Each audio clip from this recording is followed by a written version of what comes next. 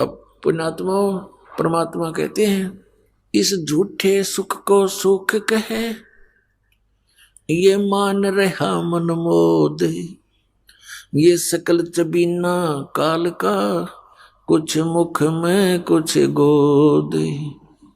फिर क्या बताते हैं, कबीर ये माया अटपटी, सब घट आण अड़ी, किस किस को समझाऊं या कुएं बांग पड़ी।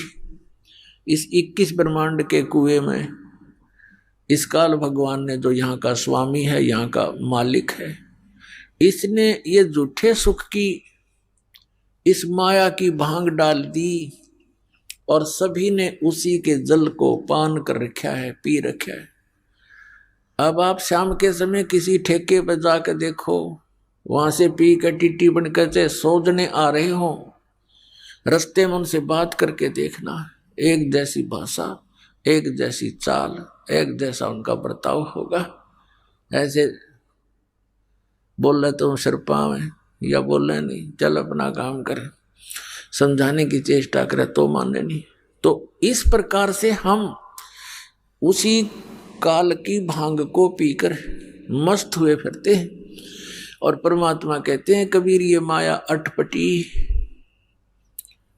सब घट आण अड़ी, और किस किस न समझाऊं या कुएं भांग पड़ी। लेकिन फिर कितने दयालु है, एक शराबी को समझाना कितना कठिन हो जाता है, पूरे परिवार के नाक में दम कर देता है। और हम सारे भांग पिए पड़े और फिर हमें समझाने के लिए हमारे पिता आते हैं, क्योंकि अपने का दुख अपनों को ही होता है। इस काल यहाँ का जो भगवान है, इसको हम भगवान कहते हैं, भगवान उसे कहते हैं जो दुख ना दे, केवल सुख दे। ऐसे जुल्म कहर हमारे ऊपर टूट रहे हैं, बरस रहे हैं, और फिर हम कहते हैं ये बड़ा भगवान है, ये अच्छा भगवान है। किस लिए भगवान माना हमने, कि देखो कितने अच्छे काजू किस्मत सेब संतरे फलदार वृक्ष हमें दे रखे, फल दे रखे, और ये इतनी बड़ी पृथ्वी पर कैसे बाग बगीचे बना रखे हैं। ये किस लिए बना रखे हैं? और आपको फिर वो भूल जाते हो कि आप किसी का बेटा मर गया, किसी की बेटी मर गई।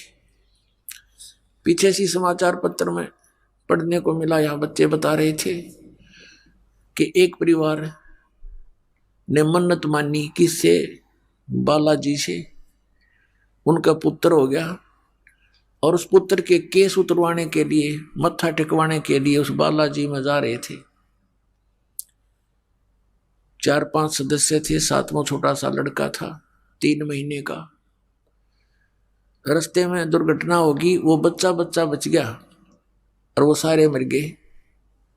बताया खाक मन्नत दी उसने, किसने दी? ये भी भूल है हमारा कि उसने पत्थर ने दे दी, उस बालाजी ने दे दी। एक भक्त सुना रहा था, बोला जी हम पहले तो भूल में थे। उसने एक उदाहरण दिया कि एक भगत हनुमान जी की पूजा कर रहा था। हनुमान जी वहां प्रसन्न हो गया, आ गया, बोल भाई क्या मांगता है? नो बोला जी बढ़िया से सूट दे, मेरा तो कपड़े को नहीं। नो बोला भाई मैं आप लंगोट में रहूं तने कितने थान दूंगा। हनुमान जी ने कहा भले आदमी तो भगवान की भक्ति करे, मैं भी भगवान की भक्ति करूं, मन ने भी कर दे, क्यों दुखी कर रहा है मेरे को। तो पुण्यात्मा हम बिना ज्ञान के डले ढो रहे थे। अब इस तत्व ज्ञान से हमें पता चला। क्या बताते हैं गरीबदास साहब जी के जगत का पेखना पेख्या, धनी का नाम ना लेखा। जगत का पेखना पेख्या, धनी का नाम ना लेखा। जैसे ये दास पहले हनुमान जी का कट्टर पुजारी था, जैसा लोक वेद सुन रखा था हमने, क्योंकि आत्मा भगवान के बिना रह नहीं सकती। पुण्यात्माओं यहां चाहे कोई करोड़पति हो, चाहे अरबपति, चाहे खरबपति हो, और चाहे सारी पृथ्वी का पति हो, और उसको संतान भी हो, संतान उसकी नेक भी हो, पर संतुष्टि नहीं हो सकती। आत्मा में प्रसन्नता नहीं हो सकती, क्योंकि आत्मा को उस सुख की आवश्यकता है जो यहां पर है नहीं, और उस सुख को प्राप्त हुए बिना यह संतुष्ट हो नहीं सकती। फिर इसको यह भी पता है कि भगवान आकर बताते हैं स्वयं अपनी महिमा। अब कबीर परमात्मा कहते हैं, धर्मदास सुन अमर कहानी, अपनी महिमा हम आप बखानी। कि अपनी महिमा मैंने आप बतानी पड़े आकर के। इस मेरी महिमा का बताने वाला इस पृथ्वी पर कोई 21 ब्रह्मांड में नहीं छोड़ रखा, इसलिए किसी को याद ही नहीं रहा। सबको भांग पिला रखी है, सबके 3 इंजेक्शन लगा रखे, तीनों गुण इनके ऊपर प्रभावी है। इनको सो दिए को ना, इनको जितना दिखाई जो बेटा बेटी कार कोठी आगे कुछ दिखाई नहीं देता। इन बोली आत्माओं को इतना बांध दिया इनकी बुद्धि को। तो क्या बताते हैं कि अपनी महिमा मैंने आप ही आके बतानी पड़ी। तो इस परमात्मा के से प्राप्त ज्ञान के आधार से हमें फिर दिखाई देने लगा। जैसे ये दास पहले हनुमान जी का पुजारी था, लगातार 25 वर्ष तक, यानी 10-12 वर्ष का ये दास ऐसे अपने साथी विद्यार्थी से सुनकर कि हनुमान चालीसा का 7 बार पाठ करना चाहिए प्रतिदिन। और श्री कृष्ण भगवान परम शक्ति है, वो ब्राह्मणों का लड़का था और हम ऐसे कुल में जन्म लिया हुआ था। अच्छे आदमी सारे थे, लेकिन राम नाम का आसपास नहीं थे। राम की तो दिन में चर्चा भी नहीं चला करती, दिन रात में कभी भी अपना पेट भरने के धंधे में जुड़े रहते, हमें भी जोड़े रहते। तो उससे थोड़ा पता लगा, एकदम आत्मा उभरी। तो जैसा लोक वेद सुना था उसके आधार से दृढ़ होकर लगे। कोई गुरु नहीं, लेकिन चाह भगवान की घड़ी गीता जी का पाठ करने लगे। विष्णु भगवान श्री कृष्ण भगवान को इष्ट, फिर हनुमान जी याद आ गए, हनुमान जी इष्ट, फिर और कोई शंकर भगवान की महिमा सुनी, वो भी इष्ट। यानी हमने 36 खत्म कर रखे थे, लाभ कुछ भी नहीं था। यदि पूर्व संस्कार से कोई हमें लाभ होता था, क्योंकि बच्चे पढ़ते हैं उनको तो यही बड़ी बात होती है कि वो परीक्षा में पास हो जाए। तो परीक्षा में पास होते थे। हनुमान जी की बाबा श्याम जी दादा लाई पूजा थी, उनका शुक्र मनाते। फिर श्री कृष्ण जी विष्णु जी का शुक्र मनाते, फिर श्री शंकर भगवान का शुक्र मनाते और खुश हो जाते। बस पास हो गए, फिर भूल जाते, अगली परीक्षा में फिर याद करते बस। और फिर जैसे वहां हुआ, फिर संतान की इच्छा होती है। हम संतान को सबसे पहले पुत्र प्राप्ति की इच्छा करते थे। अज्ञानता के कारण हमें ज्ञान नहीं था, लेकिन पुत्र और पुत्री में पुण्यात्माओं भूल का भेद मत करना। काल ने हमें यहाँ मूर्ख बनाकर पीड़ित करने के लिए, दुखी करने के लिए यहाँ इस तरह की गलत रीति रिवाजों में जोड़ रखा है। तो पुत्र उत्पन्न हुआ, बड़ी खुशी मनाई, नौकरी प्राप्त हुई, फिर भगवान के गुण गाए। अब पता चला कि जिन भगवानों को हम ये मान रहे थे कि ये हमें सब कुछ दे रहे हैं, वो ना कुछ दे सकते ना हमसे कुछ ले सकते। ये स्वयं स्वीकार करते हैं कि हम केवल नियमित कार्य ही कर सकते हैं। जिसके भाग में जैसा है पुण्य या पाप, हम उनको एज इट इज पूरा भुगवाना हमारा कर्तव्य है। उसमें कोई परिवर्तन नहीं कर सकते, अनुग्रह नहीं कर सकते। और श्री शिव पुराण के अंदर ये काल भगवान ब्रह्मा विष्णु और अपने पुत्र शिव को, शंकर को वहां संबोधित करता हुआ कह रहा है कि तुम सभी को अलग अलग विभाग दिए हैं, सतिथि, उत्पत्ति, संहार, लेकिन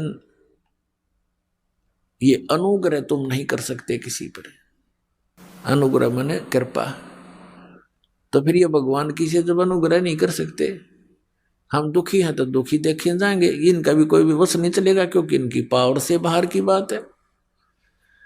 तो हम इनसे ही ये सब लाभ मान रहे थे।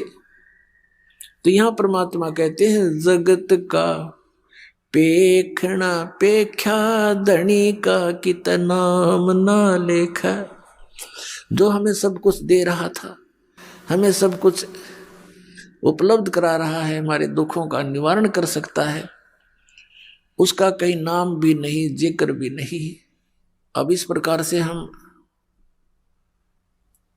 परमात्मा की भक्ति महिमा से अपरिचित होकर के ये सब क्रियाएं कर रहे थे और इन भगवानों पर आश्रित थे। कबीर परमेश्वर जी कहते हैं कि धर्मदास सुन अमर कहानी, हमने अपनी महिमा आप बखानी। क्या बताते हैं परमात्मा कबीर परमेश्वर जी? कबीर पीछे लग गया जाऊं था मैं लोक वेद के साथ, रस्ते में सतगुरु मिले भाई दीपक दे दिया हाथ। कबीर परमात्मा जी कहते हैं कि इस भक्ति के मार्ग में, भक्ति के सफर में हम लोक वेद के आधार से चल रहे थे और इस भक्ति मार्ग में, इस रास्ते में हमें सतगुरु मिल गए। उन्होंने तत्व ज्ञान रूपी ये दीपक टॉर्च हमें दे दिया।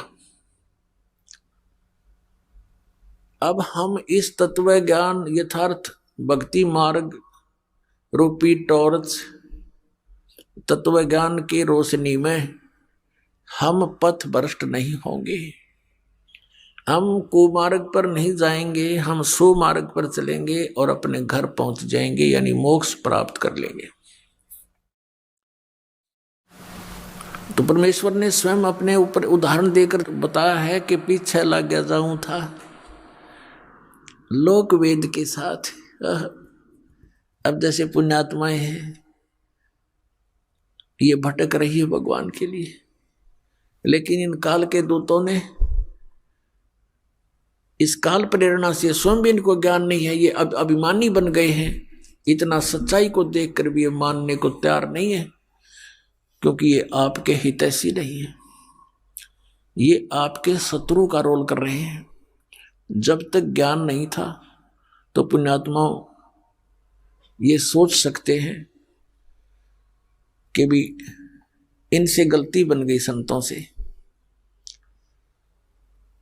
और अब ये दास क्लियर कर रहा है, इनके सब के इतिहास दिखा रहा है कि मैं इनका कोई शत्रु नहीं हूं, इनका मित्र का काम कर रहा हूं। ये अपने अभिमानवश भले ही मुझे अपना विरोधी मान रहे हो, ये इनकी बालक सोच होगी। हम ऐसे भयंकर दौर से गुजर रहे हैं, हम ऐसे खतरनाक समय में इस लोक में रह रहे हैं कि हम जिस ओर जा रहे हैं आगे वो अजगर मुंह खोले बैठा है, ये काल रूपी अजगर, और सबको खाता है। नमस्कार। नमस्कार जी। सर क्या नाम है आप? बलवान शर्मा। बलवान जी कहाँ से आए हैं आप? बठिंडा से। बठिंडा पंजाब से? हाँ जी। संत रामपाल जी महाराज जी से नाम दीक्षा कब लिया आपने? 2009 में। सर संत रामपाल जी महाराज जी से नाम दीक्षा लेने से पहले आप क्या भक्ति साधना ही करते थे? मंदिर में पुजारी थी, मंदिर की भक्ति करते थे जी। हनुमान जी की, हनुमान जी हमारे इष्ट था, हनुमान जी का ही हमारा गुरु धारण किया हुए थे। हमारा जो परिवार है वो हनुमान जी से ही संबंधित रखता है और उन्हीं की जोत बत्ती, उन्हीं की आराधना पूजा करता है। सर किस तरह से आपने किस प्रकार से पूजा की है, आप हमें बताना चाहेंगे? हमने जी मंदिर में रह करके जैसे 42 दिनों के व्रत किए, हवन यज्ञ किए, मतलब जैसे ग्रहण कोई जाता है तो उसमें हवन यज्ञ किया। मतलब कोई भी ऐसा त्यौहार नहीं था जो खाली चला जावे, और उसमें हम पैसा कमाने के इच्छुक नहीं थे। सिर्फ हम इच्छुक इस बात के थे भी ये विषय क्या है, हमने किस धारा में जाना है, हमारा मोक्ष कैसे होगा, जन्म मरण से कैसे छूटेंगे, हमारा जो पुण्य है कहाँ लग बढ़ता जाएगा, और उस पुण्य से हमारा आगे जा कर के भगवान के खाते में जाएगा या नहीं जाएगा, ये तो हमारे को नहीं पता था कहाँ जाएगा। पर इतना जरूर था कि भी हनुमान जी हमारा खाता आगे जा कर के देंगे और फिर हमारा कल्याण हो जाएगा। इस धारा से हम बहते गए और चलते गए, और हमने खूब मतलब मंदिर में अपने शरीर को इतना सुखा दिया, इतना सुखा दिया कि अगर इसके अंदर 2 गिलास भी जल डालें तो वो भी वापिस आ जाता था, और वो अंदर नहीं जाता था। अंदर की जो फैक्ट्रियाँ थी नीचे की, वो बिल्कुल काम करना हट गई थी, और भूख प्यास बिल्कुल मतलब अपनी जगह ठहर गई थी, बहुत ही कम हो गई थी।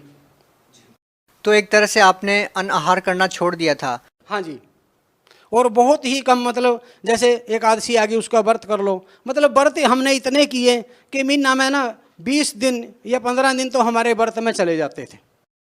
तो सर आप एक तरह से निराहार रहते थे, आपने इतनी सारी पूजाएं साधनाएं की है, तो सर उसके बाद आप संत रामपाल जी महाराज जी से कैसे जुड़ गए? संत रामपाल जी महाराज जी से इसलिए जुड़ गई, हमारे पास एक AP सिंह नाम का जो संत रामपाल जी से का अनुयायी था, उन्होंने हमारे को ये ज्ञान दिया भी ज्ञान ये है, आप किससे जुड़े हुए हो? पहले उन्होंने पूछा, मैंने कहा हनुमान जी से, हनुमान जी हमारा इष्ट है और उनसे जुड़े हुए हैं। वो कहने लगे भी ये जो देवी देवता है ये जन्म मरण में है। मैंने कहा अभी उनसे, हाँ जन्म मरण में है, पर मैंने कहा ये आगे हमारा जो काम है परमात्मा से कर देंगे, क्योंकि इनकी पहुँच वहाँ लग है, हमने ये मान रखा था, और वो अपना काम हो जाएगा। वो कहने लगे नहीं कर सकते। मैंने कहा क्यों नहीं कर सकते? तो कहने लगे आप पढ़ लो। उन्होंने मेरे को 2 बुक दी, गहरी नज़र गीता थी उनके पास, और एक थी आध्यात्मिक ज्ञान गंगा, और एक मोटी पुस्तक थी भक्ति के सौदागर का संदेश। उस पुस्तक से मैंने 2 दिन में सारा स्ट्रेचर उनका पढ़ दिया, 2 ही दिन में। तो 2 दिन में पढ़ने के बाद मैंने उनको कहा भी आप ये अपनी बुक ले लो, मैंने पढ़ दी।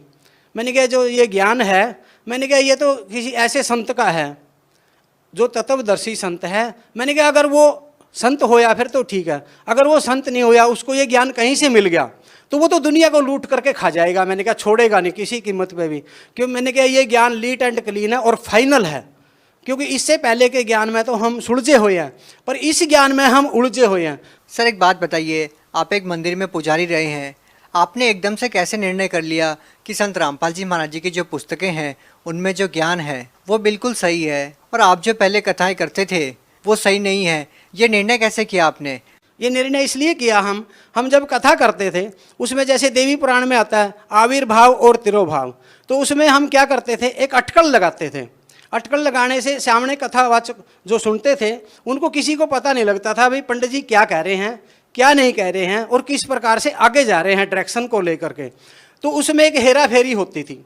अगर हम वहाँ सच बोलें तो मंदिर से बाहर निकलना पड़ता है, अगर हम सच न बोलें तो हम पाप के भागी भी हैं वहाँ, क्योंकि हमारे को खुद ही ज्ञान नहीं भी आविर्भाव क्या है, तिरोभाव क्या है। ब्रह्मा विष्णु महेश के बारे में ये बात होती थी वहाँ। तो अगर हम कहें ब्रह्मा विष्णु महेश का वहाँ जन्म और मृत्यु है, तो उसमें एक प्रेशर बनता है कि ब्रह्मा विष्णु महेश का अगर जन्म मरण है तो आप पूजा किसकी कर रहे हो, तो आप किसके ऊपर ठहरे हो और क्या कर रहे हो ये। तो उसमें तो उसी टाइम फैसला हो जाता है, गेट आउट फ्रॉम हेयर। तो कहने का मतलब ये था कि आप चाहते हुए भी लोगों को ये नहीं बताते थे कथा के दौरान कि ब्रह्मा विष्णु महेश की मृत्यु या जन्म होता है। यदि आप ऐसा बताएंगे तो लोग आपके ऊपर सवाल उठाएंगे कि भगवान कौन है। हाँ, तो हमने भगवान के बारे में ज्ञान नहीं था बिल्कुल, हमने तो देवी देवताओं के सतर तकर ज्ञान था, और जो दूसरों का लिखा हुआ था वो भी, और जो पुराणों के अनुसार हम कथा करते थे, जहाँ भी ये तत्व ज्ञान की बात आती थी वहाँ से अटकल लगा करके हम आगे चले जाते थे, और माई या कथा सुनने वाला खुश हो जाता था। हमारी तो इतनी ही पहुँच थी। सर एक बात बताइए, जैसे कि आप पुजारी थे, सर श्रद्धालुओं के मन में ये रहता था कि ब्रह्मा विष्णु महेश भगवान है, लेकिन आपको पता था कि देवी पुराण में लिखा हुआ है कि इनका जन्म और मृत्यु होता है, तो आपके मन में ये सवाल तो जरूर था कि ब्रह्मा विष्णु महेश से भी ऊपर कोई भक्ति है। तो क्या संत रामपाल जी महाराज जी की किताबें जो आपने पढ़ी, उनका लिटरेचर जो आपने पढ़ा, तो आपको क्या उन सवालों का जवाब मिला जिनको जानने के लिए आप भी उत्सुक थे? हाँ जी, उनके जवाब हमारे को मिले। जो हम संत रामपाल जी से ने हमारी जो ज्ञान की भूख थी वो बिल्कुल बिल्कुल ऐसे बिठा दी कि आपको और ज्ञान की ज़रूरत नहीं है, और ये ज्ञान फाइनल है। अगर और किसी के पास कोई ज्ञान हो ऐसा, तो गुरुजी हमारे कह रहे हैं कि भी मैं भी वहीं चल पड़ूंगा उस ज्ञान के पास, और हम सारे चल पड़ेंगे। सर अमूमन हम देखते हैं कि संत रामपाल जी महाराज जी से वही लोग नाम दीक्षा लेते हैं जो किसी न किसी बीमारी से पीड़ित है। क्या आपने भी कोई बीमारी का निदान पाने के लिए संत रामपाल जी महाराज जी से नाम दीक्षा ली थी, या फिर ज्ञान आधार बनाकर ही संत रामपाल जी महाराज जी से नाम दीक्षा ली? नहीं, हमारे इससे कोई संबंध नहीं है।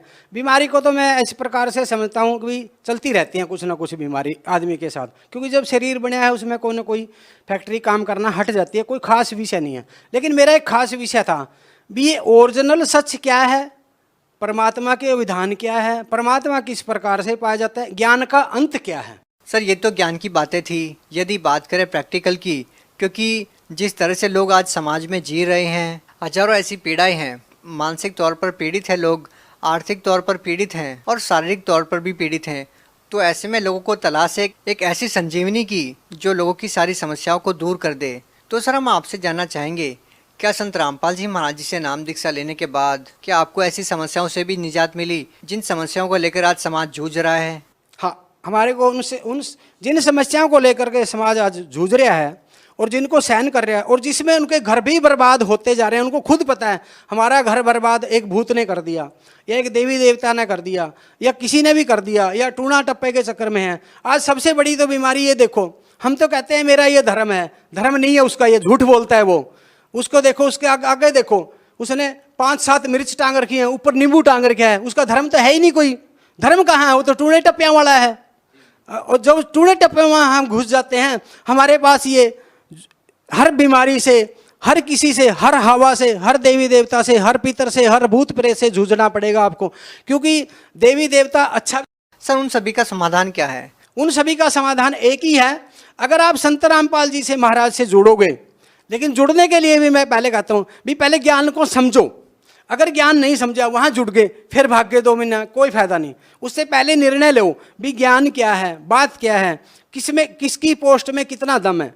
उसमें पहले ही लिख गया भी देवी देवताओं के में इतना दम है, पितरों में इतना दम है, भूत प्रेत पिशाच में इतना दम है, काल में इतना दम है, धर्मराज में इतना दम है, परमात्मा में इतना दम है। तो गुरु में कितना दम है पहले ये देख लो, गुरु में कितना दम है। अगर गुरु में दम नहीं है तो वहाँ जाओगे क्या लेने? तो जा करके भी अगर प्यासे आ गए तो गए क्या लेने? आप तो मतलब ट्रेन में मलमूत्र फैलाने के लिए गए थे। फिर क्या ये माने कि संत रामपाल जी महाराज जी में दम है? हाँ, अगर संत रामपाल जी में आपको दम नहीं लगता है, उनको तोड़ लो। पहले आप जाओ, संत रामपाल जी से जुड़ोगे, वहाँ जाकर के कम से कम भी आपकी जो भूत प्रेत पिशाच की छाया है, जो घर में आपके अनबन हो रहा है, आग लगती है, ईंट पत्थर पड़ते हैं, आपके कपड़े सड़ते हैं, आपका टट्टी पेशाब बीच में निकलता है और आप उसको रोक नहीं पा रहे हो किसी कीमत पे भी, वो चीज़ पहले दिन ही खत्म हो जाएंगी, ये गारंटी है। आपका क्या अनुभव है इसके बारे में? आपके परिवार का क्या अनुभव है? मेरा अनुभव ये है, जब हमारे परिवार में मिसिज का गला बिल्कुल दाबिया जाता था, मुंह दाबिया जाता था, और छोटे बच्चे थे मेरे, तंग हो जाते थे, उस बात को लेकर के रोते भी थे, क्योंकि अगर मंदिर के पुजारी के बच्चे रोएं और वो बात बाहर जाए।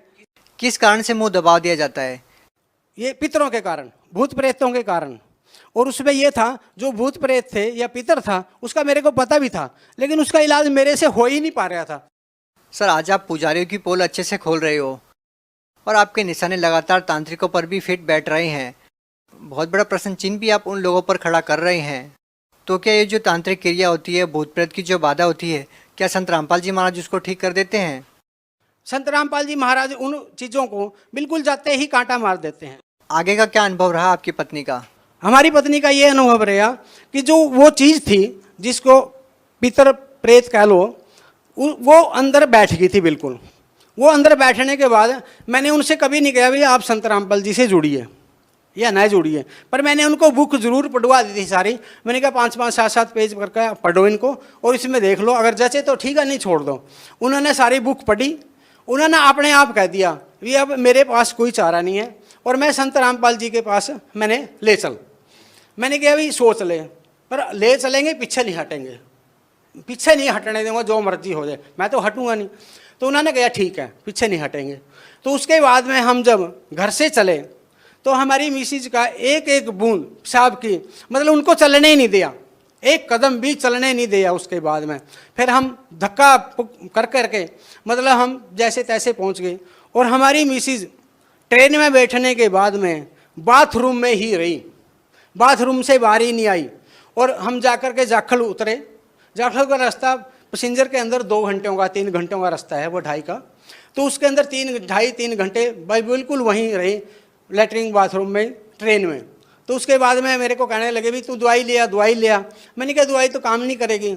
चलो फिर भी एक बंदा वहाँ से जाखड़ से कहने लगा नहीं, वो भी शर्मा जी था, वो हमारी मिसिज को वैसे जानता भी था थोड़ा, मतलब शर्मा होने के नाते। वो कहने लगे नहीं यहाँ से निकल करके दवाई लिया। हम 40 रुपए की दवाई ले, मेरे को पता था भी दवाई ने काम नहीं करना, ये कोई और बात है, दवाई तो बहुत दूर की बात है इस चक्रव्यूह में। तो उन्होंने दवाई दी भी। तो उसके बाद में हम जब बरवाड़ा पहुँचे, अगली जब ट्रेन में बैठे फिर भी हम बाथरूम में रहे। यानी कि मतलब बरवाड़ा तक कर हम बाथरूम में पहुंच गए। और मतलब अंदर से मैं बहुत ही कल्पया इस बात के लिए भी, इतनी साधना करके इतना कुछ करा करके फिर भी रो रहे हैं बात को। और ये कितना बड़ा इस बात का चक्कर व्यू है जो हमारे को टेंशन में और दबोच रहा है। तो उसके बाद में जब बरवाड़ा गए वहाँ जा कर के मिसेज ने चाय पी, क्योंकि हमारी मिसेज ना चाय की बड़ी इच्छुक है, मतलब जो 4 बारी दे देते 4 बारी 6 बारी भी पी लेती है। वह कहने लगी बड़ी स्वाद है। मैंने कहा और पी ले भाई, क्योंकि गुरु जी के वहाँ ना चाय बहुत ज़्यादा स्वाद होती है वैसे। तो उन्होंने चाय पी। मैंने कहा ठीक है। जब गुरु जी ने आशीर्वाद दिया तो गुरु जी वहाँ से 5-7 कदम मतलब 4 कदम आगे चले गए। गुरु जी फिर दोबारा वापस आए। गुरु जी ने सिर पे हाथ रखा। सिर पे हाथ रखने के बाद में तो मतलब 2-3 मिनट के बाद मिसिज बाथरूम में गई। बाथरूम में निकल जाने के बाद में उनको वहाँ पता लगा, आपने आप बताया उन्होंने भी, इतनी बड़ी कोई चीज़ निकल करके भागी है। और मेरे को पता था वो चीज़ क्या भागी है। वो एक छोटा बच्चा था, कोई 6 या 7 साल का, जो डेथ हुई थी। वो अंदर उसने जगह बना रखी थी सूक्ष्म रूप से, छोटे रूप से, और वो मतलब योनि के रास्ते बाहर निकली है।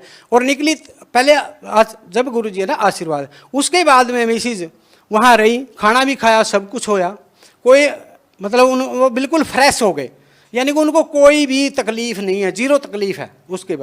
उसके बाद हम नरवाना से, और रेलवे जो स्टेशन है जो फाटक लगता है, वहाँ से लेकर के कम से कम वो 1.5 किलोमीटर के आसपास है।